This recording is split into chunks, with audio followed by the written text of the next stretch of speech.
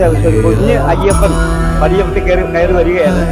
അദ്ദേഹം അതെ അയ്യപ്പനെ കാണുന്നതിന് വേണ്ടി ഇരുമുടി കെട്ടും കറുത്ത ഉടുപ്പും വെള്ള മുണ്ടുമൊക്കെ കൊടുത്ത് അദ്ദേഹത്തിന്റെ വരവ് തന്നെ നല്ലൊരു കൗതുകമാണ്. വളരെ പിന്നെ ഭക്തിയോടെ അദ്ദേഹത്തെ അമ്പലത്തിലേക്ക് പ്രവേശിക്കുകയാണ്. അയ്യപ്പനെ കാണുന്നതിന് വേണ്ടി ഒരു കുഞ്ഞയ്യപ്പൻ ക്ഷേത്രസന്നിധി. അയ്യപ്പന്മാരും അതേപോലെ കുഞ്ഞയ്യപ്പന്മാർ ഒരുപാട് പേര് വരുന്നുണ്ട്. കഴിഞ്ഞ വർഷത്തെക്കാളും ഒക്കെ കുട്ടികളുടെ വരവ് കൂടുതലായിട്ടുണ്ട്.